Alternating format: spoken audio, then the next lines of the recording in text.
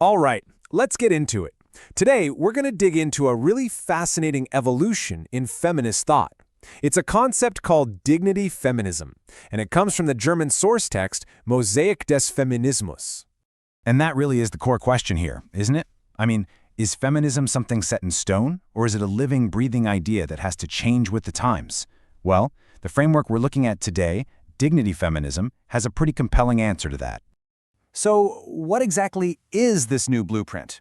The source calls it verde feminism, which translates to dignity feminism. And we're not just talking about a small change here. The source presents this as a major overhaul, a whole paradigm shift designed for these super complex, interconnected challenges we're facing today. Okay, to really get what this is all about, we have to look at how the model for inequality itself is being completely rethought. The whole idea is to move away from, a simple, straight line of conflict to something that's way more complex, more dynamic. And this slide lays it out so clearly. So, on one side, you've got this old axis, which basically saw oppression happening along one main line, gender. But the source basically says, hey, that's too simple for the world we live in now. On the other side, you have the new matrix, which sees inequality as this overlapping web of factors.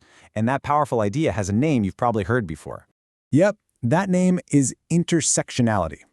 And the source puts this idea right at the very center of this new framework. The key thing to understand here is that you just can't look at one form of oppression in a vacuum. It's all about where those different parts of your identity, your race, your gender, your class, all come together and overlap.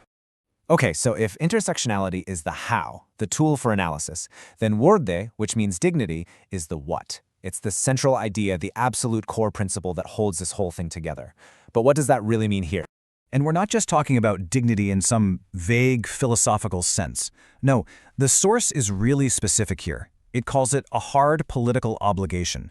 It's a real commitment to see every single form of life as worthy of protection, especially the most vulnerable.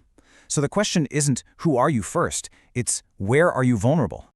So, how do you take this big idea of dignity and actually make it work? Well, the framework is built on 10 pillars. And these aren't just buzzwords. They're the practical foundations for what dignity feminism actually looks like in the real world. Let's dive into a couple of these pillars to see what they're all about. First up, it's anti-essentialist. This basically means throwing out the old idea that there's one fixed biological way to be a woman.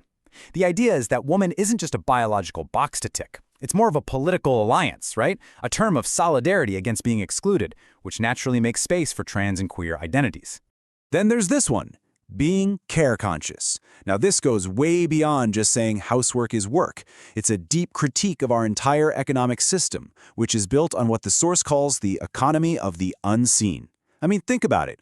All the work that keeps society running but that we just don't value or pay for properly. And here you can see the whole picture, all 10 pillars laid out. You've got everything from being intersectional and queer inclusive to being decolonial, which is about not just centering one group's experience. It's also focused on changing institutions, not just minds. And I think this is really interesting. It's self-critical. It leaves what the text calls an escape route open for its own ideas. It's designed to keep evolving. Okay, so that's the big picture theory. But what does this actually look like when you apply it to real-world problems? Let's get practical.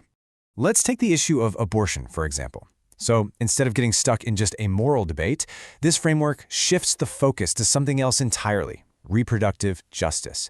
It becomes a question of rights and infrastructure. It's not just, is it legal? It's, is it accessible? Is it affordable? Is it safe for everybody? And this is a really key point. The source argues that a slogan like "my body, my choice," while super important historically, just doesn't cover everything today.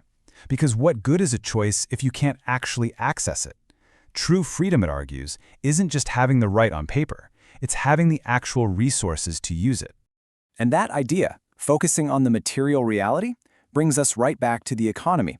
A core argument here is that economic dependence, which is so often caused by all that unseen care work we mentioned, is a massive barrier to real equality. And, this isn't just an abstract idea.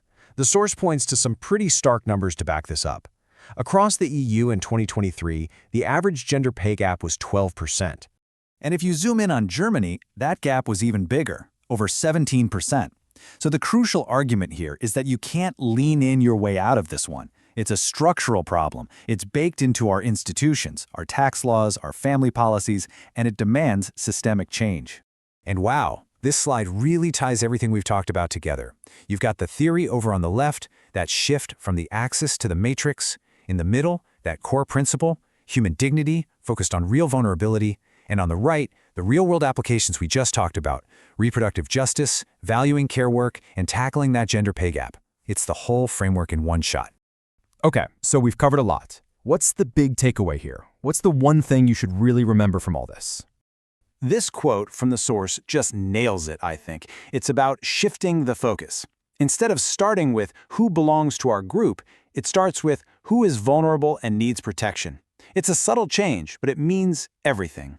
So here's the summary of that big shift. We're moving from a project about one identity to a project about defending human dignity for everyone.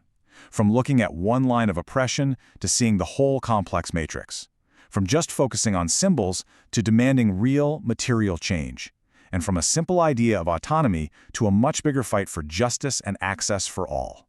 You know, maybe the most interesting thing about this entire framework is that it's not trying to be the final word on anything.